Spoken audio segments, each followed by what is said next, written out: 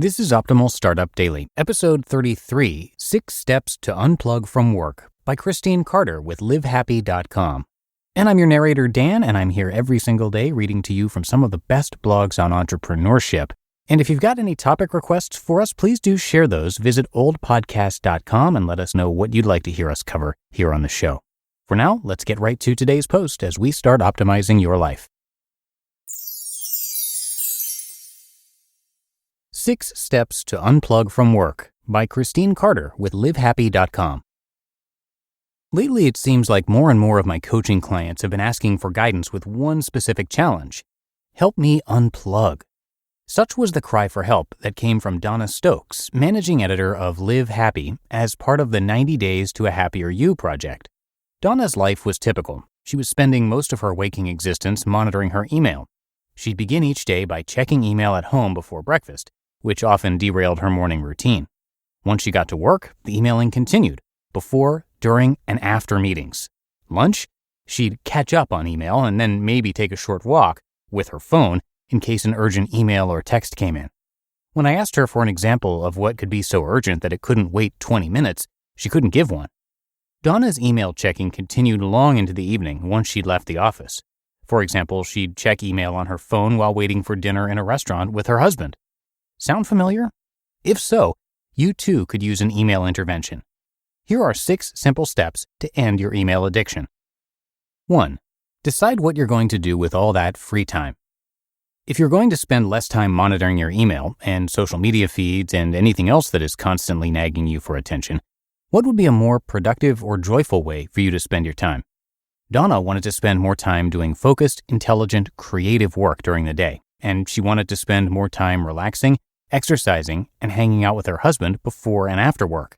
You can motivate yourself to unplug by actually putting these things on your calendar.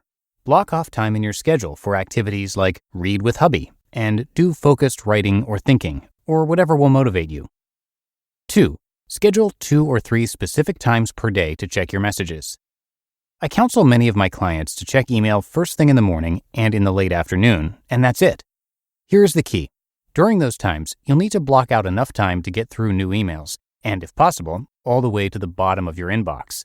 If a particular email is going to take more than 5 minutes to read and respond to, put it in a folder, maybe call it To Do This Week, and add whatever it entails to a task list. If you need X hours a day to deal with your email, make sure you've scheduled X hours daily. 3. Turn off all your alerts. Unless you are actively checking your email and messages, you don't need to know what messages are coming in because you'll be devoting your full attention to something else. So turn off all notifications on your desktop, laptop, tablet, and smartphone. Vibrate counts. Turn that off. Now do this for your text messages and all of your social media feeds. Breathe. Note, even if through the strength of your ironclad will, you are able to resist reading a message that comes in, if you see or hear or feel some sort of notification, your brain has still been interrupted by that alert.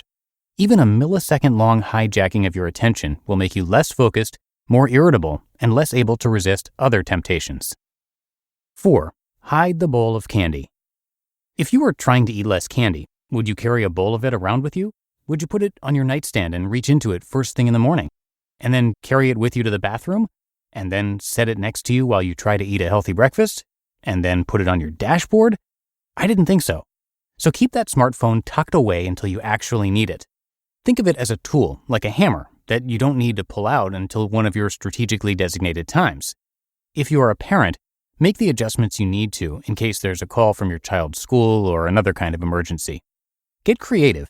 Dig up your old-fashioned alarm clock, update your car's navigation system, and put that digital camera back in your bag for the times when getting a call or text will tempt you, even if the sound, vibrate, and all the other alerts are off. See note in step 3. 5. Tell people what you are doing. Tell folks you are working with a productivity expert, that's me, and she's coaching you to find more focus, flow, and enjoyment at work and in life. You'll only be checking your email at 2 or 3 set times per day. Tell them you expect to be able to respond more thoughtfully to email this way, and that when you're with them, you'll be fully present. Perhaps invite them to a smartphone-free lunch.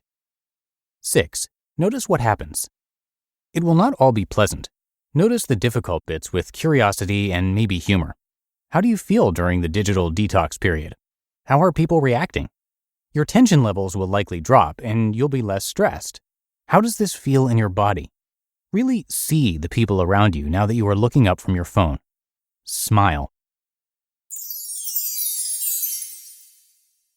You just listened to the post titled 6 Steps to Unplug from Work by Christine Carter with LiveHappy.com. And thank you to Christine and the team at LiveHappy.com for letting us share this great content and future posts as well. Live Happy takes you on a journey to find your authentic happiness in life, at work, and at home through inspiring stories and hands-on tips rooted in the science of positive psychology. They are a national magazine, a website, podcast, line of gifts, and apparel. Their award-winning content offers in-depth features and the latest news on mindfulness, health and wellness, gratitude, and resilience, all delivered through fascinating stories about people, whether they be celebrities, authors, or ordinary people with extraordinary lives. And like yesterday's author, their work is regularly featured over on Optimal Living Daily as well. So if you like this kind of content, I'd recommend checking out that podcast too. But that does it for today here on Optimal Startup Daily. Hope you're having a great Monday, great start to your week. Thanks so much for being here, and I'll see you back here tomorrow where your optimal life awaits.